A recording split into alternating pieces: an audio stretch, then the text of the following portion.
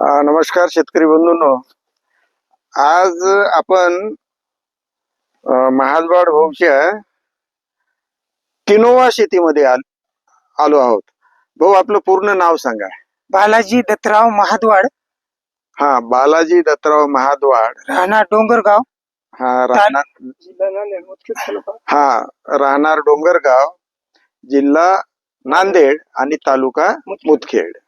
तर बालाजी भाऊ, हे किनोवाचं पीक आहे. हो सर. आणि याची आपण बेडवर लागवण केलेली किंवा पेरणी केलेली दिसते. हो सर. केव्हा केली? सप्टेंबर 29 सप्टेंबर 29 सप्टेंबरला. याची सगळी पेरणी 29 सप्टेंबरची आहे. म्हणजे आता जवळपास 2 महिने, म्हणजे 2.5 महिने होत आले. 2.5 महिने झाले. आणि बालाजी भाऊ सोबत काका आहेत. नमस्कार काका. हे त्यांचे वडील आहेत. आणि एक बंधूंनो, आपल्यासाठी चांगलं चित्र आहे.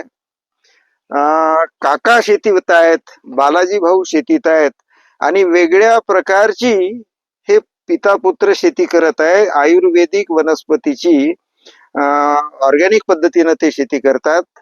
ऑर्गॅनिक केलं पाहिजे असं त्यांचं म्हणणं नाही, परंतु त्यांचं म्हणणं असं की याला काही न करताच याचं उत्पन्न येते, याला रासायनिकची गरज नाही. तर हा किनोवा तुम्हाला माहित आहे. किनोवा कशासाठी वापरतात?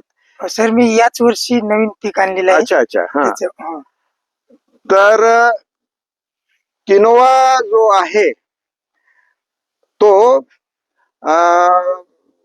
याचा बारीक दाना असतो.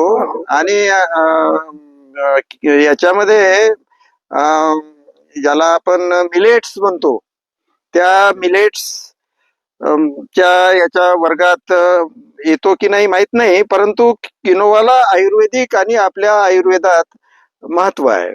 तर यांनी हे पहिलं वर्ष आहे.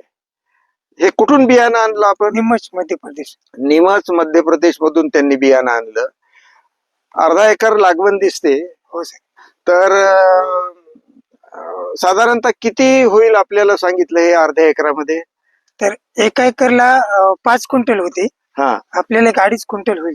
अर्ध्या एकरात 2.5 क्विंटल. 2.5 होईल, 2 होईल. पहिलं वर्ष आहे, 2 पकडू आपण. आणि याचे भाव काय असतात? किनोवा काय जास्त तेवढं महाग नसते. 10-12 हजार रुपये क्विंटल. 10-12 हजार रुपये क्विंटल असते. तर त्यांचं किनोवाचं हे पहिलं वर्ष आहे. आणि काही प्रयोग करायची त्यांची जी आहे, त्यांना तो छंद आहे. म्हणजे आणि त्यांच्या बाबाची त्यांना साथ आहे. तर त्यांनी निमजला ज्यावेळी ते त्यांच्या आयुर्वेदिक वनस्पतीच्या संदर्भात निमजला जातात, तर तिथे ते चौकशी करतात. त्यांच्या लक्षात आलं की किनोवाला मार्केट आहे किंवा पुढे हे एक पीक होऊ शकते. याला काही जनावर खातात का? नाही सर. तर बघा, आता या किनोवाला काही जनावर खात नाहीत आणि याची बेडवर लागवण केली आहे. हे आता याला हे पीक तयार होत आहे. हे जे काही म्हणजे कनिस टाईप दिसत आहे, हे तुम्हाला आता थ्रेशरनं किंवा हार्वेस्टरनं याला कसं कसं काढणार हे? सर, कापून घेऊन हे सगळं आपण आपल्या हॉलर मधूनच काढतो सर. तर कापून घेऊन हॉलर मधून हे काढणार. आणि यावर्षी त्यांचे जे अनुभव राहतील, कारण त्यांचं काम सरळ आहे.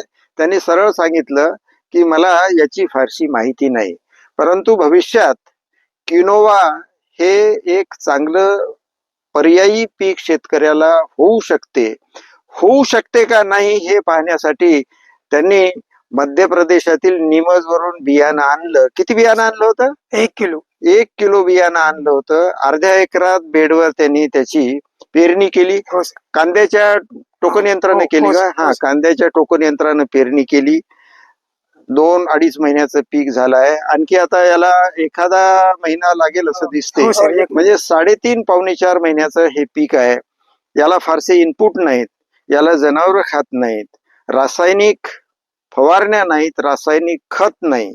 तर समजा 10-12 हजार रुपये जरी समजा त्यापासून मिळाले तर कमी खर्चात येणारा नफा जो आहे तो निव्वळ नफाच राहिल्यासारखा राहतो असं मला वाटते. त्यांच्या या प्रयोगाचं आपल्या सगळ्या शेतकरी बांधवातर्फे मी कौतुक करतो, त्यांना धन्यवाद देतो. बंधूंनो, तुम्ही आमची माहिती ऐकता त्यासाठी तुम्हाला धन्यवाद देतो. आमची माहिती आवडली तर चॅनलला सबस्क्राईब करा आणि आमच्यासोबत जोडलेले राहा. धन्यवाद. धन्यवाद काका.